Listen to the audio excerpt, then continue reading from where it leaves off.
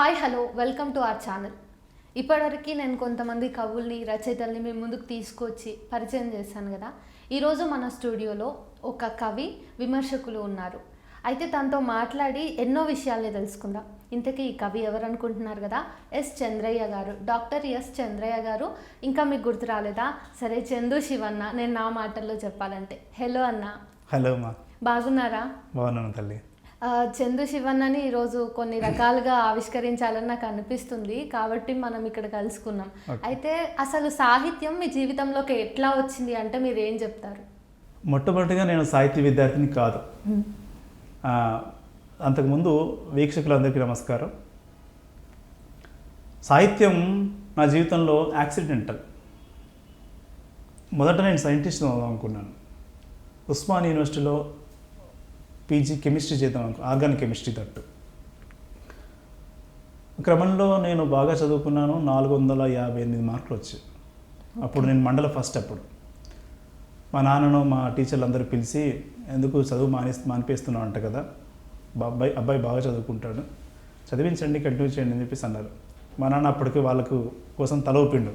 కానీ ఇంటికి వచ్చిన తర్వాత మళ్ళీ యథావిధిగా చదువుకోవడం కుదరదు, మన ఆర్థిక పరిస్థితి బాగాలేదు అని చెప్పాడు.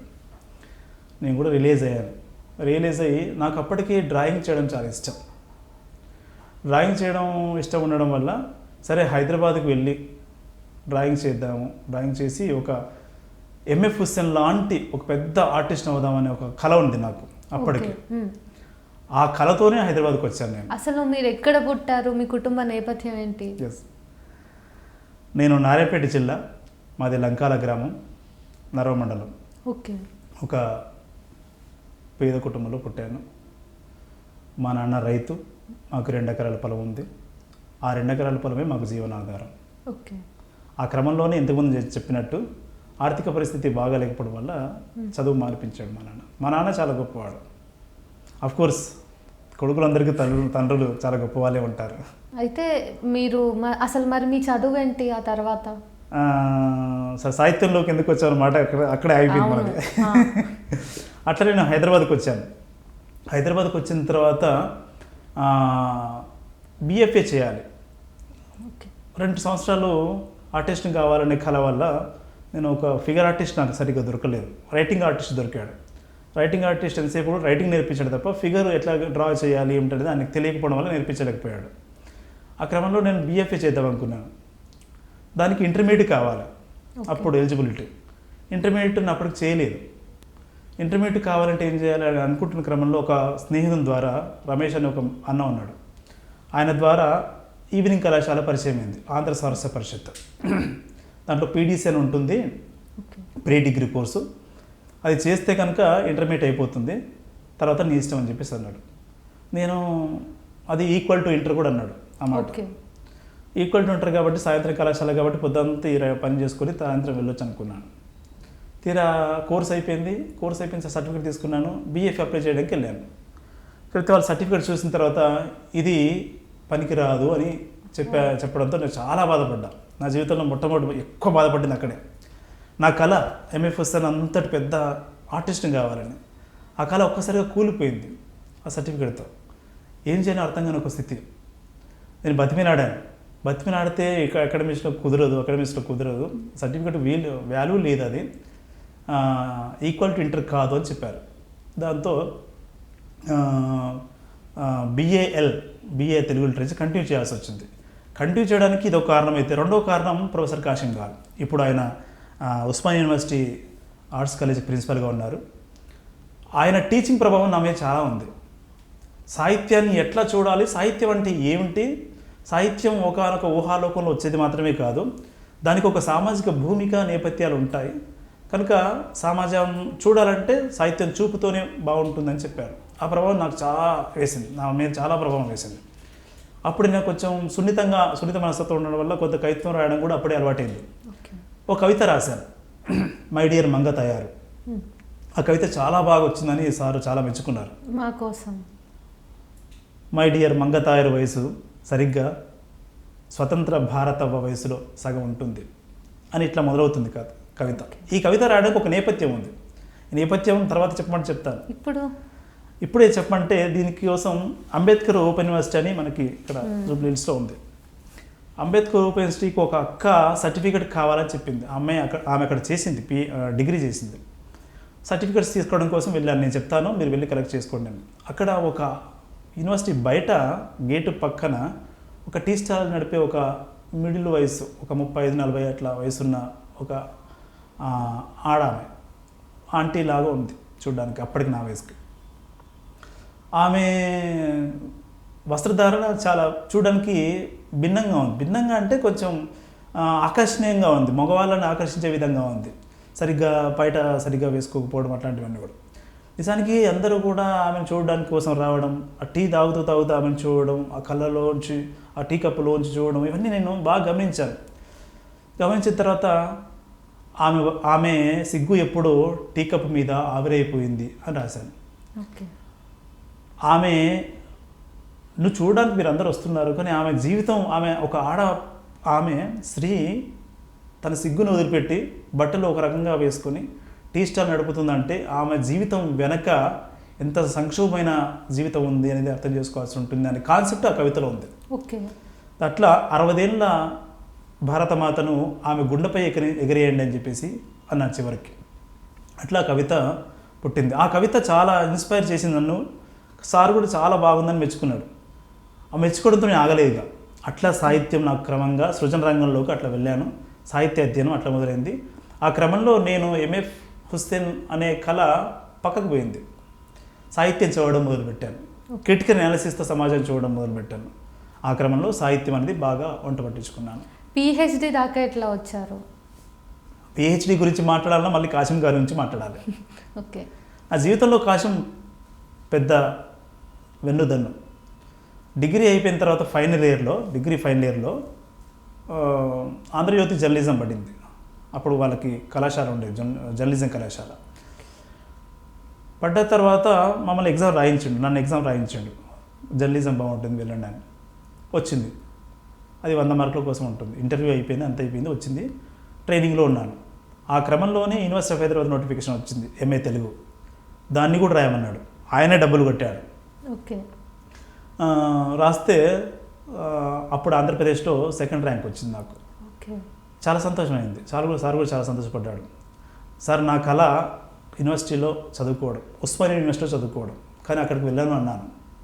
సార్కి అప్పటికి యూనివర్సిటీ ఆఫ్ హైదరాబాద్ అంటే తెలుసు, అక్కడ ఆయన ఎంఫిల్ చేసి ఉన్నాడు. తెలుసు కాబట్టి నువ్వు అక్కడికే వెళ్ళాలి, అక్కడనే చదువుకోవాలి అని గట్టిగా చెప్పాడు. ఒక రకంగా అక్కడికి వెళ్ళాను. అట్లా నాకు సాహిత్య కొనసాగింపు అట్లా జరిగింది. ఆ క్రమంలో అక్కడే యూనివర్సిటీ ఆఫ్ హైదరాబాద్లోని ఎంఏ, ఎంఫిల్, పిహెచ్డి కంప్లీట్ చేశాను. ఓకే. ఇంట్లో వాళ్ళు ఇంత చదువుకుంటాను అన్నప్పుడు ఏమనలేదా మరి? అసలు నేను పిహెచ్డి చేశాను, చదువుకుంటున్నాను విషయం కూడా మా తల్లిదండ్రులకు తెలియదు ఈ రోజు వరకు. ఇప్పుడు తెలుసు ఆ చేస్తున్న క్రమంలో. ఎందుకంటే వాళ్ళని ఇప్పుడు నేను డబ్బులు అడగలేదు. ఉదయమంతా పనిచేసేది పెయింటింగ్ షాప్లో పనిచేస్తూ సైకిల్ మీద, ఇక్కడ మీ ఆఫీస్ ఏరియా అంతా నాకు తెలుసు. ఈ ఏరియాలో నేను సైకిల్ మీద 12 మీటర్ల నిచ్చెన భుజానికి తగిలించుకొని, ఒక చేతితో రంగుల డబ్బు పట్టుకొని సైకిల్ మీద తొక్కుతూ ఇక్కడ నుంచి అక్కడికి, అక్కడ నుంచి ఎల్బీ నగర్, అక్కడ నుంచి అక్కడికి, అక్కడి నుంచి అక్కడికి అట్లా తిరుగుతూ పనిచేసినవన్నీ నేను. చాలా స్ట్రగుల్ లైఫ్లో. నిజానికి డబ్బులు ఎంతో కొంత డబ్బులు వచ్చేది కనుక మా అమ్మను అడిగే స్థితి నాకు కలగలేదు.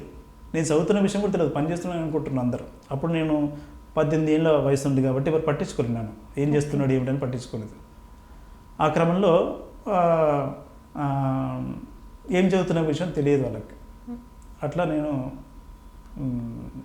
చదువుకున్నాను. మీరు రాస్తారన్న విషయం మీ ఇంట్లో తెలుసా అన్న? తెలియదు, ఇప్పటికీ ఏమీ తెలియదు. నిజంగా నా విషయమే కాదు, మధ్యతరగతి లేదా పేద విద్యార్థులు లేదా పేదింటి బిడ్డలు ఏం చేస్తున్నారో తల్లిదండ్రులకు తెలియదు. ఎందుకు తెలియదు అంటే తల్లిదండ్రులు చాలా స్ట్రగుల్ చేసి మమ్మల్ని కన్నారు, పెంచారు, హైదరాబాద్ పంపించిన తర్వాత మళ్ళీ మా కష్టాలు మేము ఏం చేస్తున్నాము అన్నది వాళ్ళకి పరస్పరం ఎప్పుడూ చెప్పుకుంటూ ఉంటే వాళ్ళు బాధపడతారు. మా స్ట్రగుల్ ఏదో చాలామంది, నేను ఒక్కరి కాదు, నేను ఒక ప్రతినిధి ఇక్కడ. నిజానికి నా వెనుక నాలాంటి వాళ్ళు చాలామంది ఉన్నారు హైదరాబాద్లో. తాను ఏం చేస్తున్నారో తెలియదు కాబట్టి బతుకుతున్నాను, అలైవ్గా ఉన్న విషయం మాత్రం వాళ్ళకి తెలుస్తూ ఉంటుంది. అట్లాంటి జీవిత నేపథ్యం నుంచి వాళ్ళు ఏం అడుగుతారో మేమేం చెప్పాం కూడా. అయితే మీరు పుస్తకాలు కూడా రాశారు. మరీ ముఖ్యంగా మాట్లాడాలంటే తెలంగాణకి సంబంధించిన భాష మీద పరిశోధన చేసిన వ్యక్తిగా అసలు తెలంగాణ భాష మీదనే పరిశోధన చేయాలని ఎందుకు అనుకున్నారు? ఎస్, తెలంగాణ భాష మీద పరిశోధన చేయడం అనేది ఒక సామాజిక అవసరం అని అనిపించింది నాకు. తెలంగాణ ఉద్యమం జరుగుతుంది 2009లో ప్రారంభమైంది, మీకు తెలుసా విషయం. 2009లో నేను పీజీ చదువుతున్నాను యూనివర్సిటీ ఆఫ్ హైదరాబాద్లో 9 నుంచి 11 వరకు. ఆ క్రమంలో ఒక వాదన ముందుకు వచ్చింది, భాషకు సంబంధించిన వాదన. తెలంగాణ భాష వేరు, ఆంధ్ర భాష వేరు అని. తెలంగాణ భాష వేరు, ఆంధ్ర భాష వేరు అంటున్నప్పుడు నిజంగా తెలంగాణ భాష వేరా? నేను మాట్లాడుతున్నది నా రాజ్యం ఫ్రెండ్కి అర్థమవుతుంది కదా, నేను మాట్లాడుతున్నది నా విశాఖపట్నం ఫ్రెండ్కి అర్థమవుతుంది కదా. మేమేం చదువుకున్నాం? లింగ్విస్టిక్స్, జనరల్ లింగ్విస్టిక్స్ చదువుకున్నాం పీజీలో. జనరల్ లింగ్విస్టిక్స్ ఏం బోధిస్తుందంటే, ఏం చెప్తుందంటే భాష వేరు, మాండలికం వేరు. భాష అంటే ఒక వ్యక్తి మాట్లాడుతున్నప్పుడు ఇంకో వ్యక్తికి అర్థం కాకపోతే అది ప్రత్యేకమైన భాష. ఒక వ్యక్తి మాట్లాడుతున్నప్పుడు కొంత భేదాలతో ఇంకో వ్యక్తికి అర్థమవుతుందంటే అది యాస లేదా మాండలికం అంటారు. ఈ అవగాహన, ఈ సైంటిఫిక్ అప్రోచ్ చూడడం వల్ల వాళ్ళ వాదనలకి నాకు కొంచెం ఎందుకు అట్లా మాట్లాడుతున్నారు వీళ్ళు, కాదు కదా, అసలు శాస్త్రీయ దృక్పథం కాదు కదా అని అనిపించేది. ఆ క్రమంలో నేను ఒక ఆర్టికల్ రాశాను, పెద్ద ఆర్టికల్, ఒక 7 పేజీల ఆర్టికల్ రాశాను. పేపర్లో వేద్దాము అని ఒక డిస్కషన్ మా సూపర్వైజర్తో మొదలుపెట్టాను. తర్వాత క్రమంలో పిహెచ్డీ జరిగిన తర్వాత మా సూపర్వైజర్ పేరు ప్రొఫెసర్ పమ్మి పవన్ కుమార్. ఆయన భాషా శాస్త్రజ్ఞుడు. ఇప్పుడున్న వాళ్ళలో ఆయన ప్రథమ స్థానంలో ఉన్నట్టుగా ఉంటాడు. ఆయన వద్దు, ఈ సమయంలో ఇటువంటి వ్యాసాలు రాయకూడదు, రాయడం వల్ల ఉద్యమానికి నష్టం జరుగుతుంది. నీ ఉద్దేశం బాగా మంచిగానే ఉండొచ్చు, భాష మాండలికం వేరు కాదే, కరెక్టే, కానీ ఈ సమయంలో ఉద్యమానికి ఎక్కువ నష్టం జరుగుతుంది, భావోద్వేగాలతో ఉన్నారు కదా, భావోద్వేగాల సందర్భంలో శాస్త్రం పట్టదు ఎవరికైనా సరే అని ఒక మాట చెప్పారు. దాంతో అక్కడితో ఆగిపోయాను. ఆ క్రమంలో దీని మీద పిహెచ్డీ చేస్తే బాగుంటుంది కదా అని అనుకునే క్రమంలోనే నేను పిహెచ్డీ ఎంపిక చేసుకున్నాను. ఓకే. అట్లా తెలంగాణ భాష వేరు కాదు లేదా అవును, తెలంగాణ ఫీచర్స్ ఏమిటి, తెలంగాణ భాషకు ప్రత్యేకమైన లక్షణాలు ఏమైనా ఉన్నాయా అని నిరూపించే క్రమంలోనే నేను తెలంగాణ భాషకు వర్ణనాత్మక వ్యాకరణం అని పేరు పెట్టుకొని ప్రపోజల్ రాసుకున్నాను. ఓకే. కానీ అది చాలా వ్యాస్ట్ సబ్జెక్ట్, యాక్చువల్లీ ఒక్క వ్యక్తి చేయడానికి రాదు, చేయడం సాధ్యం కాదు. అట్లా నేను పాలమూరు జిల్లా భాష వర్ణనాత్మక వ్యాకరణం పెట్టుకున్నాను. అది కూడా చాలా పెద్ద టాపిక్ కావడంతో నేను కేవలం ఒక మండలానికి మాత్రమే పరిమితమై ఆ మండలంలోని ప్రజలు మాట్లాడుతున్న తెలంగాణ భాష, తెలంగాణలోని తెలుగు భాష మీద నా పిహెచ్డీ అంతా కొనసాగింది. ఆ ప్రాంతం గురించి ఏమైనా? తిమ్మాజిపేట మండలం అనేది జడ్చర్లకు నుంచి లెఫ్ట్ వైపు వెళ్తే కనుక, కొల్లాపూర్ వైపు వెళ్తే కనుక ఒక 6 కిలోమీటర్లు 10 కిలోమీటర్ల దూరంలో ఆ మండలం వస్తుంది. ఆ మండలం ప్రత్యేకత అంటూ ఏమీ లేదు. అక్కడ ఆ మండలంలో మాట్లాడే తెలుగు వాళ్ళే తెలుగే మాట్లాడతారు. కానీ మహబూబ్నగర్ జిల్లాలో ఏ మండలాన్ని ఎంపిక చేసుకోవాలి అని అనుకున్నప్పుడు ర్యాండమ్గా మనం ఎంపిక చేసుకోలేము. పిహెచ్డీ లాంటి వాటిల్లో ర్యాండమ్గా ఇది బాగుంటుంది, ఇది బాగుంటుంది, లేకపోతే నా మండలం నర్వమండలం ఎంపిక చేసుకోవచ్చు, కానీ చేసుకోలేను నేను. ఎందుకంటే అట్లా చేసుకోవడానికి ఉండదు. ఒక సైంటిఫిక్ అప్రోచ్ ఉండాలి దాంట్లో ఎంపికలో కూడా. మొత్తం ప్రతి మండలానికి డేటా తీసుకున్నాను నేను, విద్యాపరంగా, ఆర్థిక పరంగా, సాంస్కృతిక పరంగా, నీటిపారుదల పరంగా, ఇట్లా కొన్ని క్రైటీరియా పెట్టుకున్నప్పుడు అత్యంత వెనుకబడ్డ డేటా స్టాటిస్టిక్స్లో అత్యంత వెనుకబడ్డ ప్రాంతం ఆ స్టాటిస్టిక్స్ ప్రకారం తిమ్మాజిపేట మండలం. ఎందుకు అత్యంత వెనుకబడి ఉండాలి? అత్యంత వెనుకబడ్డ ప్రాంతంలోనే భాష సజీవంగా ఉంటుందని ఒక సైంటిఫిక్ అప్రోచ్ ఉంది కాబట్టి ఆ క్రమంలో అత్యంత వెనుకబడ్డ తిమ్మాజిపేట మండలంని ఎంపిక చేసుకున్నాను నేను. అక్కడ మీరు గమనించినటువంటి అంశాలు ఏమైనా ప్రత్యేకమైనవి ఉన్నాయా? నిజానికి తెలంగాణ భాష స్వరూపాన్ని పరిచయం చేయడం కోసం ఈ అంశాన్ని ఎంపిక చేసుకున్నాను. ఇది ఆ మండలం వరకు గిరిగీసుకొని చూస్తే ఆ మండలం కంటూ ప్రత్యేకత ఏం లేదు. మొత్తంగా పాలమూరు జిల్లాలో ఎటువంటి భాష ఉందో అక్కడ కూడా అంతే ఉంది, కొన్ని వేరియేషన్స్. ఇప్పుడు కాపురం చేస్తున్నాను, మీ అబ్బాయి ఏం చేస్తున్నాడమ్మా అని అడిగితే కాపురం చేస్తున్నాడు అంటారు. నేను ఆశ్చర్యపోయాను. కాపురం చేయడం ఏంటి, అందరు చేస్తారు కదా కాపురం. నిజానికి పెళ్లి చేసుకున్న తర్వాత అందరు చేస్తారు కాపురం, మళ్ళీ కొత్తగా కాపురం చేయడం ఏంటి అని ప్రశ్న వేశాను. ప్రశ్న వేస్తే ఆమె కాపురం అంటే కాపుదానం బిడ్డ అన్నది. కాపుదానం అంటే వ్యవసాయం. ఓకే. అక్కడ ప్రత్యేకంగా అనిపించింది నాకు ఆ పదం. అట్లాంటి కొన్ని లింగ్విస్టిక్స్ ఫీచర్స్ ఉన్నాయి దాంట్లో. కానీ ప్రత్యేకంగా ఆ మండలానికే గిరీసి ఈ మండలానికే లింగ్విస్టిక్ ఫీచర్స్ ఇవి అని చెప్పలేము మనం. ఓకే. ఎందుకంటే ఒక మోడల్ తయారు చేద్దాం అనుకున్నాను నేను. దీని ద్వారా ఇది ఈ మండలానికి ప్రత్యేకమైన ఫీచర్స్ ఉన్నాయి, ప్రపంచానికి పరిచయం చేద్దామని కాదు, ఒక మోడల్ ప్రిపేర్ చేద్దాం అనుకున్నాను నేను. తెలంగాణ భాష మీద ఎవరైనా ముందుకు వస్తే పరిశోధన చేయడానికి, తెలంగాణ భాష స్వరూపాన్ని నిర్ణయించడం కోసం ముందుకు వస్తే కనుక నా పిహెచ్లో ఒక మోడల్గా ఉండాలి అనే ఉద్దేశంతో ఒక మండలం శాంపిల్గా ఎంపిక చేసుకున్నట్టుగా మనం అర్థం చేసుకోవాలి దాన్ని. ఓకే. అయితే ఆ తర్వాత మీరు సాహిత్యంలో ఇతర పుస్తకాలు కూడా రాసినట్టు నేను చూసాను. సాహిత్యంలో నేను భాష మీద పరిశోధన చేశాను కాబట్టి లాంగ్వేజ్, కల్చర్ రెండు వేరు కాదు. మనం చాలామంది ఇప్పుడు భాష పోతే ఎట్లా భాషను కాపాడుకోవాలని ఉద్వేగంతో మాట్లాడుతుంటారు. నిజానికి దాని వెనుక ఒక సైంటిఫిక్ అప్రోచ్ ఉంది. భాష పోతే సంస్కృతి పోతుంది. ఎందుకంటే ఏదైనా సరే భాషలోనే వ్యక్తీకరించబడుతుంది. కాబట్టి ఆ భాష పదం పోతే కల్చర్ కూడా పోతుంది. ఆ క్రమంలోనే దాని వెనుకున్నట్టు అది సైంటిఫిక్ అప్రోచ్ యాక్చువల్గా. అందుకే భాష కాపాడుకోవడం అనేది అవసరం. భాష కాపాడుకోవడం అంటే ఇంగ్లీష్ వద్దా? ఇంగ్లీష్ కూడా అవసరమే, రెండూ అవసరం. ప్రపంచ జ్ఞానాన్ని అర్థం చేసుకోవాలంటే ఇంగ్లీష్ ఎంత అవసరమో, మన జీవితాన్ని మన జీవితాన్ని మనం ఎదిగొచ్చిన క్రమాన్ని, మన చుట్టుపక్కల ఉన్న ప్రజల భావోద్వేగాలు అర్థం చేసుకోవాలంటే తెలుగు భాష ఉండడం అవసరం. ఫర్ ఎగ్జాంపుల్, పోతురాజు అనే పదం ఉంది. పోతురాజు అనే పదం పోతే కనుక కల్చర్ అంతా పోతుంది. పోతురాజు కాస్ట్యూమ్ పోతుంది, పోతురాజు ఏ పండుగలు వస్తాడు అనేది పోతుంది, అంతా పోతుంది. కాబట్టి భాషను బ్రతికించుకోవడం అవసరం. ఇంక రెండో అంశం ఏంటంటే, నాకు ఒక 7 ఏళ్ళ కూతురు ఉంది. ఆ అమ్మాయి బుక్లో ఒక పేజీ చినిగిపోయింది. ఓకే. చినిగిపోతే ఎవరిని అడగాలో అర్థం కాలేదు. ఇంటికి వచ్చింది, ఒక పేజీలో పుస్తకం, ఒక బుక్లో ఒక పేపర్ చినిగిపోయింది అన్నది. మేడం అడుగు, మేడం చూసుంటుంది కదా అంటే, మేడం నేను అడగను అన్నది. ఎందుకు అంటే ఇంగ్లీష్లో అడగాలి. ఓకే. ఆ అమ్మాయి రెండో క్లాస్ చదువుతుంది. ఇంగ్లీష్లో అడగాలి అంటే ఇంగ్లీష్లో అడగమ్మా అన్నాను. ఏదో ఎంత కొంత ఇంగ్లీష్ వచ్చు కదా, తెలుగులో మాట్లాడేం కాదు అన్నాను. మేడం తెలుగులో మాట్లాడచ్చు కానీ నేను తెలుగులో మాట్లాడను అన్నది. మరి ఇంగ్లీష్లో మాట్లాడమంటే ఇంగ్లీష్లోనే మాట్లాడను అన్నది. అంటే తెలుగులో మాట్లాడే అవకాశం ఆ స్కూల్లో ఉంది, కానీ తెలుగులో మాట్లాడనివ్వని ఒక కనిపించిన వాతావరణం కూడా ఉంది. ప్రతి స్కూల్లో ఉంది, ఆ స్కూల్లో కూడా ఉంది. కాబట్టి తన పని, తన అవసరం ఏందో అవసరాన్ని కూడా తెలుగులో అడగలేని ఒక స్థితికి పిల్లలు నెట్టివేయబడుతున్నారు. నా కూతురు ఎగ్జాంపుల్ అంతే. అంటే ఒక క్లాస్ రూమ్లో ఒక టీచర్ దగ్గర ఒక అడగాల్సిన విషయాలు అడగకపోవడం వల్ల ఒక రోజు ఎన్ని ప్రశ్నలు తనను దాచుకుంటుంది. బికాస్ ఆఫ్ ఇంగ్లీష్ వల్ల, ఇంగ్లీష్ అడగాలని ఒక కనిపించిన ఒక స్థితి వల్ల ఎన్ని ప్రశ్నలు తనను దాచుకుంటుంది. ఆ వ్యక్తీకరణ అంతా ఏమైపోతుంది అంటే, తను ఏం కోరుకుంటుందో, ఏమనుకుంటుందో, ఏ డౌట్ ఉందో, ఏ సందేహం ఉందో అడగడానికి ఒక భాష లేనప్పుడు, రైట్, భాష లేనప్పుడు తన వ్యక్తీకరణ శక్తి కంప్లీట్గా జీరోకి వస్తుంది. పిల్లలు సొంతంగా తమ అభిప్రాయాన్ని వ్యక్తం చేయని స్థితికి నెట్టివేయబడుతున్నారు. ఈ క్రమంలో భాషను బతికించుకోవాలని చెప్పేది అందుకే నేను నిజానికి.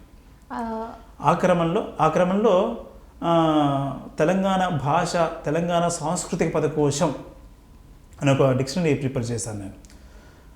ఇది ఏంటంటే తెలంగాణ భాష తెలంగాణ ఉద్యమం దీనికి ప్రేరణ. మళ్ళీ తెలంగాణ భాష స్వరూపాన్ని ప్రపంచానికి తెలియజేసే క్రమంలో ఇప్పటి వరకు సాంస్కృతిక నిఘంటువులు లేవు తెలుగులో. నిఘంటువులు ఉన్నాయి, వివిధ అవసరాలను తీర్చే నిఘంటువులు ఉన్నాయి, కానీ సాంస్కృతిక సంబంధమైన నిఘంటువులు లేవు. అట్లా సాంస్కృతిక సంబంధమైన నిఘంటువుల్లో ఇది మొట్టమొదటిది తెలంగాణకు సంబంధించి. అట్లా భాష, కల్చర్ను మీద ఎక్కువ నాకు ఇష్టం నిజానికి. అట్లా రూపొందిందే తెలంగాణ సాంస్కృతిక పదకోశం. దీనికి తెలంగాణ సాహిత్య అకాడమీ ఫండింగ్ ఇచ్చింది. ప్రాజెక్ట్ రూపంలో చేశాను దీన్ని. పుస్తకం కూడా ఇప్పుడు అందుబాటులో ఉంది. ఇంకా రీసెర్చ్లో ఉన్నాను కాబట్టి, లేదా టీచింగ్లో ఉన్నాను కాబట్టి,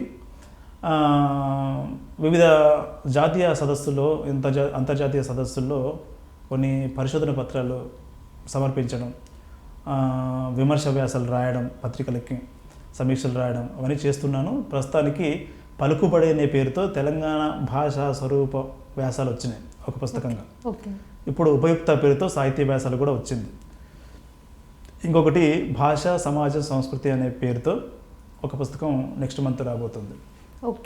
ఇవన్నీ కూడా నేను ప్రస్తుతానికి ఎడారి వాసన అనే ఒక కవితా సంపుటిని కూడా వేశాను.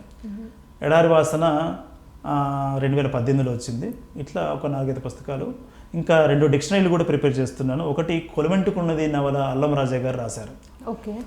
ఆయన మాండలికంలో రాశాడు. కథనం మొత్తం కూడా మాండలికంలో ఉంటుంది. ఇది ఒక ధిక్కారం నిజానికి. ఆ కాలంలో అల్లం రాజా గారు పత్రికలకు పంపితే, సీరియల్గా ప్రచురించడం కోసం పత్రికలు పంపితే, ఈ భాష సరిగా లేదు, సరిచేసి పంపించండి అని రిటర్న్గా వచ్చింది. ఓకే. ఆ క్రమంలో చాలా చర్చ జరిగింది భాష మీద. తెలంగాణ భాష మీద, తెలంగాణ భాషలో రాయకూడదా, తెలుగు భాష అంటే కేవలం కోస్తాంధ్ర భాషలోనే రాస్తే ముద్రిస్తారా, అల్లం రాజయ్య లాంటి వాళ్ళు రాస్తే ముద్రించారా అనే చర్చ నూతన లాంటి పత్రికలో జరిగింది. ఆ చర్చలన్నీ కూడా నాకు బాగా వెనక నుండి పనిచేస్తూ ఉన్నాయి. నేను తెలంగాణ భాష మీద చేయడం కూడా అవన్నీ కారణమే.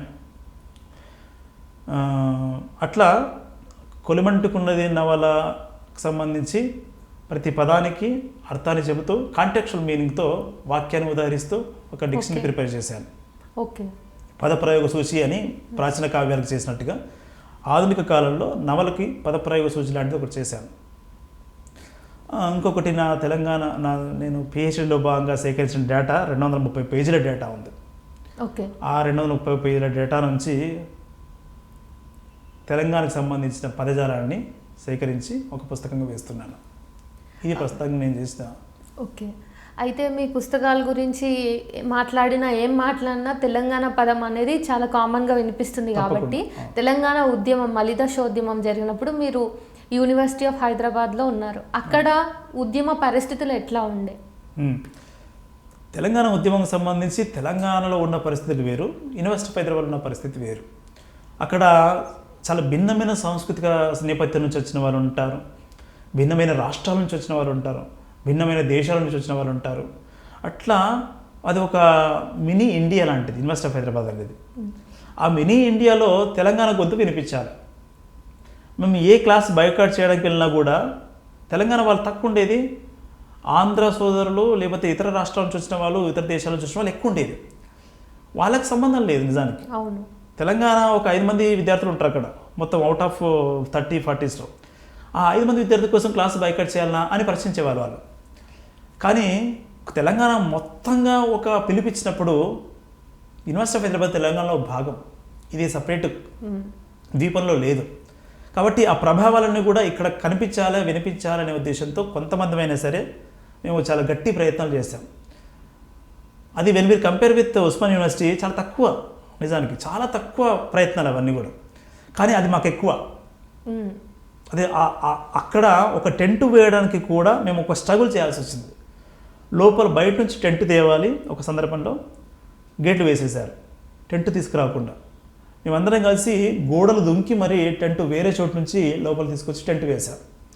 ఒక మామూలు టెంట్ వేయడానికి కూడా ఒక స్ట్రగులే, ఒక క్లాస్ బైకౌట్ చేయడానికి ఒక స్ట్రగులే, ఒక పాట పాడడానికి ఒక స్ట్రగులే. తెలంగాణ మాట అనేది ఆ సందర్భంలో అక్కడ చాలా తక్కువ వినిపించిన మాట. ఆ తక్కువ వినిపించిన మాటను చాలా ఎక్కువగా ముందుకు తీసుకెళ్ళాం. నేను ఇంతకుముందు చెప్పినట్టు నేను ఆర్టిస్ట్ను కాబట్టి, రైటర్ని కాబట్టి నేను బ్యానర్లు రాసేవాడిని, గోడల మీద నినాదాలు రాసేవాడిని, రోడ్ల మీద జై తెలంగాణ అని పెద్దగా రాసేవాడిని. ఇప్పటికి కూడా ఒక 2014 తర్వాత 19 వరకు దాదాపు రోడ్ల మీద పెద్ద కనిపించేది, ఇప్పుడు అంతా పోయింది. కానీ అట్లా ఒక డప్పు కొట్టడం కూడా అక్కడ ఒక పెద్ద ఉద్యమం. టెంట్ వేయడం ఎట్లా ఉద్యమం, ఒక డప్పు కొట్టడం అంత పెద్ద ఉద్యమం అక్కడ. అట్లాంటి చాలా పరిమితమైన పరిమితమైన అవకాశాల్లోంచి తెలంగాణ ఉద్యమం నడిపాము. నాతో పాటు టీఎస్సీ అని ఉంది, మాది టీవీవి, తెలంగాణ విద్యార్థి వేదికలో పనిచేశాను. తెలంగాణ విద్యార్థి వేదికలో అధ్యక్షుడిని అక్కడ నేను. తర్వాత రాష్ట్ర కమిటీకి కూడా సభ్యుడిగా బాధ్యతగా కూడా ఉన్నాను. తెలంగాణ విద్యార్థి వేదిక లేదా యూనివర్సిటీ ఉస్మానియా జేఏసీ ఏ పిలిపించినా కూడా మేము అందుకొని ముందుకు వెళ్ళేవాళ్ళం. అది ఒక ప్రత్యేకమైన సందర్భం. యూనివర్సిటీ ఆఫ్ హైదరాబాద్ను తెలంగాణ ఉద్యమంలో ప్రత్యేకంగానే చూడాలి. మీరు అధ్యయన చర్చా వేదిక అని చెప్పేసి కూడా ఒక వేదిక పెట్టారు కదా, దాని గురించి? 2010లో పీజీ చేస్తున్న క్రమంలోనే కొన్ని ఆలోచనలు వచ్చాయి. అప్పటి వరకు సాహిత్యం అంటే ఒక ఊహాలోకంలో విహరించేది అని చాలామందికి ఒక అవగాహన ఉంది. సాహిత్యం అంటే ఊహాలోకంలో విహరించి కాదు, సాహిత్యం ఒక సమాజ ప్రతిఫలనం, సమాజంలో ఏం జరుగుతుందో సాహిత్యంలో అది ఉంటుంది. ముఖ్యంగా ఆధునిక సాహిత్యంలో, ఆధునిక కవిత్వంలో ఇది ఉంది.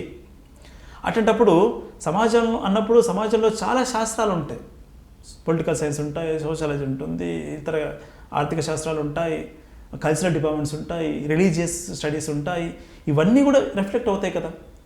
అటువంటప్పుడు సాహిత్యాన్ని కేవలం సాహిత్య పరికరాలతో, సాహిత్య విమర్శ దృక్పథంతో మాత్రమే చూస్తే అది ఫుల్ ఫ్లెడ్జ్గా దాన్ని అర్థం చేసుకోలేము. దాన్ని ఇతర సామాజిక నేపథ్యంలోంచి చూడాల్సి ఉంటుంది అని ఒక ఆలోచన నాకు అప్పటికే ఉంది డిగ్రీ సమయంలోనే. దానివల్ల అప్పటికి మదన పడుతున్న క్రమంలో పిహెచ్లో చేరిపోయినట్లా. పిహెచ్లో చేరిపోయిన తర్వాత దీనికోసం ఒక లిటరీ సర్కిల్ లాంటిది పెట్టాలని ఒక ఆలోచన వచ్చింది. దాని పేరు ఏమైతే బాగుంటుందో అని ఆలోచించినప్పుడు ప్రొఫెసర్ జయదేవ్ తిరుమలరావు గారు అక్కడ అడ్మిన్ బ్లాక్లో కలిశాడు. ఆ రోజు కలిసినప్పుడు మేము ఇట్లా అనుకుంటున్నాం సార్ అన్నప్పుడు ఆయన ఈ పేరు సూచించింది ఆయనే. దాని పేరు అధ్యయనం తెలుగు కళా సాంస్కృతిక చర్చా వేదిక. ఓకే, ఈ పేరు సూచించింది ఆయనే. ఆ బ్యానర్తో మేము ఒక 10 కార్యక్రమాలు నిర్వహించాం, ప్రతి నెల ఒకటి చొప్పున. దాంట్లో వక్తలు అప్పటికే ఆయా శాస్త్రాల్లో నిష్ణాతులైన వాళ్ళు, తలలు పండిన వాళ్ళు. ఫర్ ఎగ్జాంపుల్ మొదటి కార్యక్రమం ప్రొఫెసర్ జయదేవ్ తిమ్మరావుతో స్టార్ట్ చేసాం మేము. జానపద సాహిత్యము, సమాజము, తెలుగు సాహిత్యం, ఆ కోణంలోంచి ఎట్లా చూడాల్సి ఉంటుంది అనే దానికి సంబంధించి. నెక్స్ట్ చరిత్ర సాహిత్యం, చరిత్ర తత్వశాస్త్రం, చరిత్ర సోషాలజీ, చరిత్ర పొలిటికల్ సైన్స్, చరిత్ర ఇట్లా సాహిత్యము, ఇట్లా సాహిత్యాన్ని భిన్న శాస్త్రాల నేపథ్యంలో ఎట్లా అర్థం చేసుకోవాలి అనే ఉద్దేశంలోంచి పోసుకున్నది అధ్యయనం తెలుగు కళా సాంస్కృతిక చర్చా వేదిక. ఓకే, అట్లా ఒక సంవత్సరం పాటు నడిపాం. ఇంకా తర్వాత నాకు పిహెచ్డీ అయిపోవడం, నేను బయటికి రావడంతో అది ఆ సంస్థ అట్లా ఆగిపోయింది. సాంవత్సరిక నివేదిక కూడా సమర్పించాం మేము చాలా జాగ్రత్తగా. అది 10 పేజీల సంవత్సర నివేదిక. అది ఇప్పుడు కూడా www.archives.com ఉంది. ఓకే. అయితే ఇప్పుడు మీరు ప్రస్తుతం నిజాం కళాశాలలో అసిస్టెంట్ ప్రొఫెసర్గా చేస్తున్నారు కాబట్టి పైగా తెలుగు మీద మీరు చాలా పెద్ద ఎత్తున అధ్యయనం చేసినట్టు కూడా కనిపిస్తుంది మీ మాటలను వింటుంటే. అయితే ఈ నేపథ్యంలో తెలుగుకి మీకు ఒక ఆత్మీయ అనుబంధం అనేది ఇప్పటికే వచ్చి ఉంది. అండ్ ఈవెన్ మీ కూతురు తెలుగులో ఎక్స్ప్రెస్ చేయలేకపోతుందన్న ఆవేదన కూడా మీ మాటలో తెలుస్తుంది. అయితే ఇవన్నిటి కాంటెక్స్ట్లో మనం ప్రస్తుత సమాజంలో ఈ ప్రపంచీకరణ కానివ్వండి, లేకపోతే ప్రపంచంలో ఆంగ్లం యొక్క ఆవశ్యకత పెరగటం వల్ల తెలుగు మీడియానే లేదు, అసలు మీడియం లేనే లేదు కదా ఇప్పుడు. లేదు అంటే ఉన్నా కానీ అది అట్లా ఉంది అంతే. ఎవరు ఇష్టపడట్లేదు. ఈవెన్ ఏ డబ్బు లేకపోయినా అప్పు చేసైనా చదివిపిస్తే ఇంగ్లీష్ మీడియంలోనే అన్న పరిస్థితుల్లో మరి తెలుగు పక్కకు పోతుంటే మీరు దీనికి ఎట్లా ఆలోచిస్తున్నారు ఈ విషయాన్ని? నిజానికి తెలుగు పట్ల నాకేం భావోద్వేగాలు ఏం లేవు నేను అనుకుంటున్నట్టుగా. ఓకే, తెలుగు అనేది ఒక వ్యక్తీకరణ శక్తిని పెంచుతుందని నమ్ముతాను, బలంగా నమ్ముతాను. తెలుగు పోతుందా అంటే దాన్ని ఆపలేము. ఎందుకంటే కాలం మారుతున్న కొద్దీ కొన్ని కొత్తగా పుట్టుకొస్తూ ఉంటాయి, కొన్ని పాతే పోతుంటాయి, కొత్త వస్తుంటాయి. దాన్ని 80% ఆపలేము. ఎందుకంటే తెలుగు బతకాలా లేకపోతే ఇంకోటి కావాలనేది ప్రజలు నిర్ణయిస్తారు. ప్రజలకు ఎంతసేపు కూడా ఇంగ్లీష్లో తన కూతురు ఇంగ్లీష్ మాట్లాడితే లేదా తన కొడుకు ఇంగ్లీష్ మాట్లాడితే చాలా ఆనందపడుతున్నారు. ఆ క్రమంలో మేము తెలుగు చదువుతున్న వాళ్ళు, తెలుగు బోధిస్తున్న వాళ్ళంగా వాళ్ళని ఒప్పించి ఇంగ్లీష్ మీడియం కాదని తెలుగు మీడియంలో ప్రవేశపెట్టలేము. ఎందుకంటే తెలుగు మీడియం స్కూల్స్ దాంట్లో వసతులు లేవు. కాబట్టి అందరూ కొడుకు ఇంగ్లీష్ మాడితే లేకపోతే కూతురు ఇంగ్లీష్ మాడితే ఆనందపడుతున్న సందర్భంలో వాళ్ళని తెలుగు చదివించండి అని అడిగే స్థితి లేదు ప్రస్తుతానికి. కాబట్టి తెలుగు అనేది ఒక భాష, అది కాలక్రమంలో ఉంటే ఉంటుంది, పోతే పోతుంది. కానీ తెలుగు భాషను కాపాడుకోవాలి. విరుద్ధంగా అనిపిస్తుంది కదా, విరుద్ధంగా పారాడాక్స్ అగైన్. Yes, paradox. ఎందుకంటే తెలుగు మీడియం ఉండాలి, ఇంగ్లీష్ మీడియం ఉండాలి. తెలుగు మీడియం మీద ప్రభుత్వాల ప్రత్యేక దృష్టి ఉండాలి. వ్యక్తీకరణ నైపుణ్యాలు పెంచడం కోసం తెలుగు మీడియం అవసరం. ఎందుకంటే ఇంతకుముందు చెప్పినట్టు నా కూతురు వ్యక్తీకరణ నైపుణ్యాలు ఏమవుతాయి చివరికి వస్తే? ఆమె క్రమక్రమంగా తనలోకి కుచించుకుపోయి వ్యక్తీకరణ సామర్థ్యమే కోల్పోతుంది. తనకేం కావాలో తను చెప్పలేని ఒక స్థితిలోకి వెళ్ళిపోతుండొచ్చు. ఒక ఇంట్రోవర్ట్గా మారే అవకాశం కూడా ఉంటుంది. ఇంగ్లీషే మాట్లాడాలంటే ఇక్కడ అందరికీ సాధ్యం కాదు. నా కూతురు లాంటి వాళ్ళు ఇప్పుడు హైదరాబాద్లో నా కూతురు లాంటి వాళ్ళు ఇక్కడ ఉంటే మరి గ్రామాల వల్ల ఉన్న పరిస్థితి ఏంటి? వాళ్ళ పిల్లలు మొత్తం తెలుగులో మాట్లాడతారు బయట, కానీ పోయేసరికి ఇంగ్లీష్ మీడియం కావాలంటే ఇంగ్లీష్ టీచర్లు ఉన్నారా? వాళ్ళకి మెథడాలజీ అంటే ఇక్కడ విమర్శించడం కాదు, వాళ్ళు తెలుగు మీడియం చదువుకున్న వాళ్ళు ఇంగ్లీష్ బోధించాలి, వాళ్ళకి ప్రత్యేకమైన కోర్సు ఉండాలి, ప్రత్యేకమైన ట్రైనింగ్ ఉండాలి. అవన్నీ లేకుండా ఏదో స్విచ్ చేస్తే ఫ్యాన్ తిరిగినట్టుగా ఇంగ్లీష్ మీడియం స్టార్ట్ చేస్తాము మీరు స్టార్ట్ చేయండి, ఇది కాదు. చాలా రెంటికి చెడ్డ రేవడి అవుతుంది ఇది. ఇంగ్లీష్ రాక తెలుగు రాక ఇప్పుడున్న తరం అంతా ఇంగ్లీష్ రాదు తెలుగు రాదు వాళ్ళకి. ఇంగ్లీష్ నేర్చుకోవాలి, మళ్ళీ చెప్తున్నాను, ఇంగ్లీష్ నేర్చుకోవాలి. అది ఉద్యోగం కోసం నేర్చుకుంటే సరిపోతుంది. తెలుగులోనే నిజానికి తెలుగులోని విషయాలే అర్థమవుతాయి. తెలుగులో చెప్తేనే విద్యార్థులు బాగా వినగలరు, బాగా నేర్చుకోగలరు అనేది నేను నమ్ముతున్నాను. శాస్త్రవేత్తలు చెప్పింది కూడా అదే, రైట్? కాబట్టి తెలుగు మీడియం ఉండాలి, ఇంగ్లీష్ మీడియం ఉండాలి. ఇంగ్లీష్ మీడియానికి ఏ వసతి కల్పిస్తున్నావో తెలుగు మీడియం కూడా అదే వసతి కల్పిస్తే అప్పుడు తెలుగు ఉంటుంది. అయితే అగైన్ మీరు తెలుగు చెప్తారు కదా, ఇప్పుడు మీ సబ్జెక్ట్ తెలుగు, అంతేకాకుండా మీరు చాలా కంట్రీస్ నుంచి వచ్చిన స్టూడెంట్స్ దగ్గర, స్కాలర్స్ దగ్గర కూడా మీరు ఇంటరాక్ట్ అవ్వడం కానీ, అయితే మీరు గమనించింది ఏంటి అసలు మన భారతదేశపు విద్యార్థులకి చెప్తున్నప్పుడు ఇంకా విదేశీ విద్యార్థులకు చెప్తున్నప్పుడు మీరు గమనించిన తేడా? నాకు ఒక భిన్నమైన అనుభవం ఉంది మీరు చెప్పిన తర్వాత. ఏంటంటే విదేశీ విద్యార్థులకు తెలుగు బోధించే ఒక మంచి అవకాశం వచ్చింది నాకు. దీనికి ఇద్దరు వ్యక్తులను గుర్తు చేసుకోవాలి.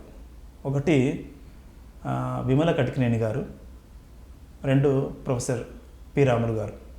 పి రాములు గారు ఇప్పుడు తెలుగు శాఖ అధ్యక్షులుగా ఉన్నారు యూనివర్సిటీ ఆఫ్ హైదరాబాద్లో. విమల కటికినేని ఒక 20 సంవత్సరాలుగా విదేశీ విద్యార్థులకు తెలుగు నేర్పిస్తున్నారు. ఆమె అనేక దేశాల్లో తిరిగి, ముఖ్యంగా అమెరికా, షికాగో లాంటి యూనివర్సిటీ అక్కడికి వెళ్ళి వాళ్ళకి తెలుగు నేర్పించి వచ్చింది. ఆమె ఒక విషయం చెప్పాలి ఆమె గురించి. తెలంగాణ ఉద్యమం ఇక్కడ పీక్ స్టేజ్లో నడుస్తుంది, ఆమె అక్కడ ఉంది అమెరికాలో. ఆమెకి ఉండలేని ఒక స్థితి ఏర్పడింది. జాబ్కి రిజైన్ చేసి తెలంగాణ ఉద్యమంలో భాగం అయిపోయింది ఆమె. అది ఆమె నన్ను బాగా మోటివేట్ చేసింది. నాకు ఇంగ్లీష్ రాదు, ఇంగ్లీషు వచ్చిన విద్యార్థులు ఉన్నారు అక్కడ, తెలుగు నేర్పించాలి వాళ్ళకి. నేను భయపడిపోయాను, వణికిపోయాను, ఒక రకంగా భయమైంది నిజానికి. కనీసం ఇంగ్లీష్ రాకుండా వాళ్ళకి తెలుగు ఎట్లా నేర్పిస్తాను, కమ్యూనికేట్ చేయాలి కదా కనీసం అని భయపడుతున్న సందర్భంలో, నువ్వేం భయపడకు, అదే వస్తుంది ఇంగ్లీషు, నీకు ఇంగ్లీషు నీకు తెలుస్తలేదు అంతే అని చాలా మోటివేట్ చేశారు. అట్లా వాళ్ళకు నేను టీచ్ చేస్తున్న క్రమంలో నాకు కొత్త అనుభూతి కలిగింది. వాళ్ళందరూ కూడా చిన్నపిల్లలు కాదు, వాళ్ళందరూ రీసెర్చ్ చేస్తున్న వాళ్ళు. రీసెర్చ్లో భాగంగా తెలుగు ఒక సర్టిఫికేట్గా చేస్తారు అంతే. వాళ్ళ రీసెర్చ్ టాపిక్స్ తెలుగు భాషకు, సాహిత్యానికి, కల్చర్కు, ఇతర సామాజిక విషయాలకి అనుబంధంగా ఉంటాయి వాళ్ళ టాపిక్స్. కాబట్టి వాళ్ళు ఫీల్డ్ స్టడీ కోసం ఇక్కడ రావాల్సి ఉంటుంది, రైట్? ఫీల్డ్ స్టడీ కోసం ఇక్కడ రావాల్సి ఉంటుంది కాబట్టి ఆ క్రమంలో వాళ్ళు తెలుగు నేర్చుకుంటారు. ఇక్కడికి వచ్చి నేర్చుకుంటారు, ఆన్లైన్లో కూడా నేర్చుకుంటారు కొంతమంది. కాబట్టి వాళ్ళకు నేర్పిస్తున్నప్పుడు నేను గుర్తించింది ఏంటంటే, భారతీయ విద్యార్థులకి వాళ్ళు చాలా కళల పట్ల చాలా అవగాహన ఉంటుంది వాళ్ళకి. ఒక విద్యార్థి కనీసం 4 కళల పట్ల అభినవేశం ఉంది వాళ్ళకి. 4 కళలు. నేను టీచ్ చేసిన విద్యార్థులు అట్లాంటి వాళ్ళు. కనీసం 4 కళలు. మన భారతదేశ విద్యా విధానంలో కళలు అంటేనే ఆమడ దూరంలో ఉంటాం మనం. చదువు ఇంట్రాక్షన్స్, అంటే కళలతో ఇంట్రాక్షన్ అనేది చాలా అవసరం మానసిక ఆనందం కోసం. వాళ్ళు కనీసం 4 కళల పట్ల అభినవేశం కలిగిన వాళ్ళు ఉంటారు. ఒకటి. రెండోది, వాళ్ళకి కొంచెం క్రమశిక్షణ మనతో పోలిస్తే కొంచెం ఎక్కువనే. ఇది నేను ఏదో కాంట్రవర్సీ కోసం ఏం చెప్పడం లేదు, నేను నా జీవిత అనుభవంలో చెప్తున్నాను. మన విద్యార్థులతో పోల్చుకుంటే అక్కడున్న విద్యార్థుల క్రమశిక్షణ ఎక్కువ. అంటే థింకింగ్ పవర్ కూడా వాళ్ళలో ఎక్కువనే. థింకింగ్ పవర్ వాళ్ళలో ఎక్కువ, విద్యార్థులు తక్కువ అని నా ఉద్దేశం కాదు. ఇక్కడ ఏమంటారంటే, ఇక్కడ విద్యా విధానం అట్లా ఉంది. అంటే విద్యార్థిని తన అభిప్రాయాన్ని వ్యక్తం చేయలేని, ఎక్స్ప్రెస్ చేయలేని ఒక స్థితి కనిపించకుండానే ఉంది మన విద్యా వ్యవస్థలో. తను సందేహం వ్యక్తం చేసిన టీచరు దాన్ని అందిపుచ్చుకొని లేదా స్నేహపూర్వకంగా తీసుకొని సమాధానం చెప్పగలిగే స్థితి మన విద్యా వ్యవస్థలో లేదు. కానీ అక్కడ ఆ స్థితి అసలు కనిపించదు, ఇటువంటి స్థితి అక్కడ కనిపించదు. వాళ్ళు చెప్పిన ఈ విషయాలు ఇవన్నీ కూడా వాళ్ళు ఏమనుకుంటే అది అడిగేస్తారు. ప్రొఫెసర్స్తో లేకపోతే అక్కడ ఉన్న టీచర్లతో డిస్కషన్స్ ఎక్కువగా ఉంటాయి. కానీ మన దగ్గర చూస్తే అసలు అట్లాంటివి ఏమి ఉన్నట్టుగా నాకేం అనిపించడం లేదు. అట్లా వాళ్ళ ఆలోచన విధానం చాలా బ్రాడ్గా అయ్యే అవకాశం ఉంటుంది. వాళ్ళతో మాట్లాడినప్పుడు అయ్యో వీళ్ళు PhD ఫస్ట్ ఇయర్ ఇన్ని విషయాలు మాట్లాడుతున్నారు ఏంటి, ఇంత అవగాహన ఉంది ఏంది అని అనిపిస్తూ ఉంటుంది నాకు. వాళ్ళతో కలిసి పనిచేయడం, వాళ్ళకు నేర్పించిన దానికంటే నేనే ఎక్కువ నేర్చుకున్నాను. వాళ్ళ కల్చరు ఏమిటని తెలుసుకున్నాను. వాళ్ళు ఎట్లా మాట్లాడతారు, ఒక విషయాన్ని ఎట్లా అడిగి తెలుసుకుంటారు, ఒక విషయం అప్పచెపితే, హోంవర్క్ అప్పచెపితే వాళ్ళు ఎంత నిబద్ధతతో పనిచేస్తారు. కనీసం ఒక 6 గంటలు తెలుగు కోసం పనిచేస్తారు ఒక రోజులో. వాళ్ళు ఒక తెలుగు సర్టిఫికేట్ ఇవ్వాలి వాళ్ళకి. సర్టిఫికేట్ ఎంత కష్టపడితే ఏదో 30 మార్కులు 40 మార్కులు వస్తుంది, కానీ అటు చేయరాలు. తప్పకుండా తెలుగు నేర్చుకుంటారు. వాళ్ళు 6 నెలల్లోనే తెలుగు నేర్చుకుంటారు. అంత కష్టపడే తత్వం, నిబద్ధత వాళ్ళలో కనిపించింది. అది నాకు మన భారతీయ విద్యార్థుల్లో అందరిలో అని చెప్పలేను, కానీ చాలామందిలో అది లేదేమో అనిపించింది. చాలా టేక్ ఇట్ ఈజీగా ఉన్నారు. ఇప్పుడు తర్వాత కూడా చాలా టేక్ ఇట్ ఈజీగా ఉన్నారు. ఇప్పుడు తెలుగు బోధిస్తున్నప్పుడు కూడా తెలుగు సరే కూడబెడుతుందా కూడబెట్టదా పక్క పెడితే తెలుగు అవకాశాలు చాలా ఎక్కువ ఉన్నాయి. నిజానికి మార్కెట్ ఆ తెలుగు విద్యార్థుల నుంచి కొన్ని ఆశిస్తుంది, కొన్ని నైపుణ్యాలు ఆశిస్తుంది. చాలా రంగాలు ఉన్నాయి. ఇప్పుడు మీడియా రంగంలో, సోషల్ మీడియా రంగంలో, లేకపోతే సొంతంగా ఛానల్ పెట్టుకునే వాళ్ళు, మీడియా పెట్టుకునే వాళ్ళు, ఒకే వ్యక్తి ఒక మీడియా. ఈ కాలంలో ఒక వ్యక్తి ఒక మీడియా, ఒక సమాజాన్ని శాసించే ఒక స్థితి ఆయనకి భాష ద్వారానే వస్తుంది. కంటెంట్, సృజనశక్తి, ప్రసంగ నైపుణ్యం ఉంటే వాళ్ళకు పెద్ద సమాజాన్ని ప్రేరేపించే శక్తి ఆయనకు వస్తుంది. అందుకు తగ్గట్టుగా ఆయనకి డబ్బులు కూడా అందుతాయి. కాబట్టి ఇవన్నీ ఎంత చెప్పినా కూడా సరిగా అందిపించుకునే వాళ్ళు చాలా తక్కువ మంది ఉన్నారు. ఒక బ్యాచ్లో ఒకరిద్దరు కంటే ఎక్కువగా కనిపించడం లేదు. దీనికి మన విద్యా వ్యవస్థనే ప్రధానంగా కారణం అని నేను అనుకుంటాను. ప్రధానంగా మన విద్యార్థుల శక్తిలో లోపం లేదు, వ్యవస్థ వాళ్ళంట్లో తయారు చేసిందేమో అనిపిస్తూ ఉంటుంది. నాకు ఒక్కోసారి బాధ కూడా కలుగుతూ ఉంటుంది. ఓకే, అయితే మీరు నిరంతరం విద్యార్థులతోనే ఇంటరాక్ట్ అవుతూ ఉంటారు కాబట్టి ఈ మధ్య యువతలో అంటే యువత తెలుగు సాహిత్యాన్ని కనీసం ఊహా సాహిత్యమైనా చదువుతున్నారా? మీరేం గమనించారు? ఇప్పుడు వస్తున్న విద్యార్థులకి ఒక 10 ఏళ్ళ క్రితం ఉన్న వస్తున్న విద్యార్థులకి ఎంఏ తెలుగులోకి చాలా తేడా ఉంది. 10 ఏళ్ళ క్రితం BAతో సంబంధం ఉన్న వాళ్ళు, కొంచెం సోషల్ సైన్స్తో సంబంధం ఉన్న వాళ్ళు, తెలుగు అంటే ఎక్కువ ఇష్టం ఉన్న వాళ్ళు వచ్చేవాళ్ళు. ఇప్పుడు బీటెక్ లాంటి చేసిన వాళ్ళు చాలామంది వస్తున్నారు. వాళ్ళు తెలుగును ప్రేమించో, లేకపోతే తెలుగు టీచర్గా అవుదామనో, తెలుగు లెక్చర్ అవుదామని రావడం లేదు. తెలుగు పరిస్థితి ఏమైందంటే ఇప్పుడు ఒక ఫుడ్ కోర్స్గా మారిపోయే పరిస్థితి. ఇప్పుడు ప్రస్తుతానికి బాగానే ఉంది. 2-3 సంవత్సరాల్లో ఫుడ్ కోర్స్గా మారే అవకాశం కూడా ఉంది. దాంట్లో అడ్మిషన్ వేస్తున్నారు, ఇతర కాంపిటేటివ్ ఎగ్జామ్స్ కోసం ప్రిపేర్ అవుతున్నారు చాలామంది. సాహిత్యం పట్ల పెద్ద ఇంత వాళ్ళలో సాహిత్యం ఉద్యోగం కోసం కాదు, రైట్, ఉద్యోగం కోసం కాదు. సాహిత్యం చదువుకుంటే ఒక విలువలు పెరుగుతాయి, సాహిత్యం చదువుకుంటే ఒక కళా తృష్ణ పెరుగుతుంది, మానసిక ఆనందం కలుగుతుంది. నువ్వు ఒక వ్యక్తిని ఆకర్షించడానికి నీ దగ్గర సాహిత్యం అనే ఒక పరికరం ఉండాలి. నువ్వు మంచిగా మాట్లాడాలంటే నువ్వు ఇతరత్ర ఉద్యోగాలు చేసినా కూడా వాళ్ళ టీం మెంబర్స్ను మెప్పించాలంటే నీ దగ్గర భాష ఉండాలి, సృజన ఉండాలి, మాట్లాడే నైపుణ్యం ఉండాలి. దీనికోసం కళాశాలకు రండి అని మేమందరం టీచర్లు అందరూ చాలా చెప్తుంటాం. కొంతమంది పట్టించుకుంటారు, కొంతమంది పట్టించుకోరు. క్రమంలో పిల్లలు తెలుగు సాహిత్యాన్ని పెద్దగా ఏమి చదవడం లేదని అనిపిస్తుంది నాకు. సరే, మీరు యాక్సిడెంటల్ పోయెట్ కదా. ఎస్. అయితే మీరు పుస్తకాలు చదవడం ఎట్లా స్టార్ట్ అయింది? ఏ పుస్తకం అంటే ఫస్ట్ ఏది చదివారో గుర్తుందా? నేను మళ్ళీ మై డియర్ మంగతారి దగ్గరికి రావాలి. ఓకే. ఆ పోయం రాసిన తర్వాత నా ఫ్రెండ్ డాక్టర్ డి ఉదయభాను, ఆయన నాకంటే ముందు నుంచి కవిత్వం రాస్తున్నాడు.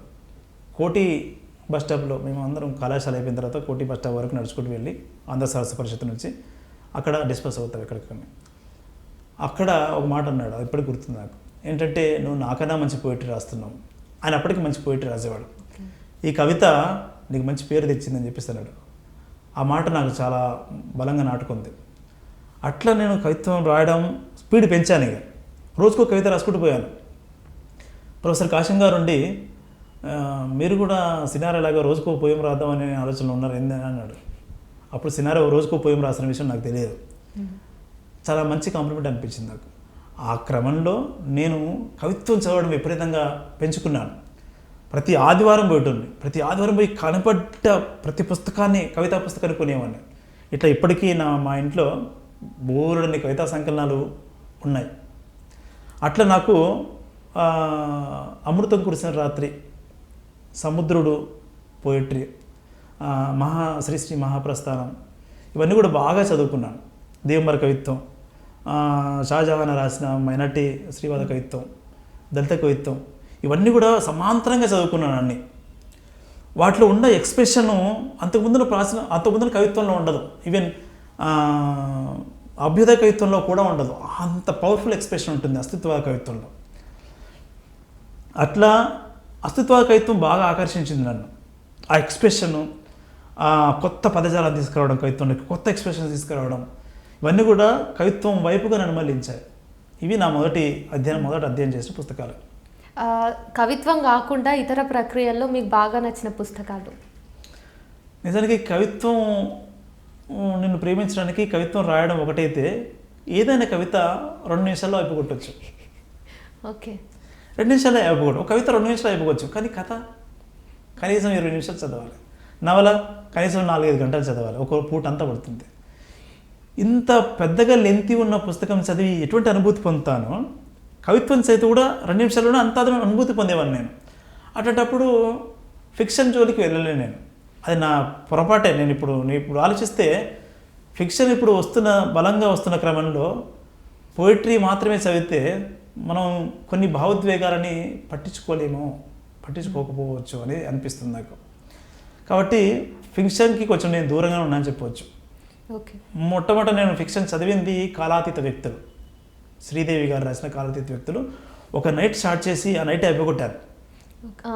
అంత ప్రేరేపణ కలిగించింది ఆ బుక్ కాలాతీత వ్యక్తులు. ఎందుకంటే ఆ లైఫ్, నేను డిగ్రీలో ఉన్నా కాబట్టి అంతా యంగ్స్టర్ లైఫ్ ఉంటుంది దాంట్లో. మొత్తం యంగ్స్టర్ లైఫ్ మనల్ని బాగా ఆకర్షించింది.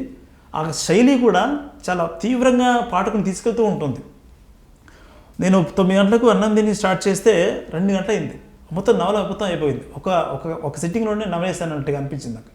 ఆ ఫిక్షన్ అక్కడితో ఆగిపోయింది. ఎందుకంటే ఈ పోయిట్రీ వల్ల దొరికే అనుభూతి నాకు ఎక్కువ టైం కేటాయించాలనే ఉద్దేశంతో నేను ఫిక్షన్ వైపు వెళ్ళలే ఎక్కువ.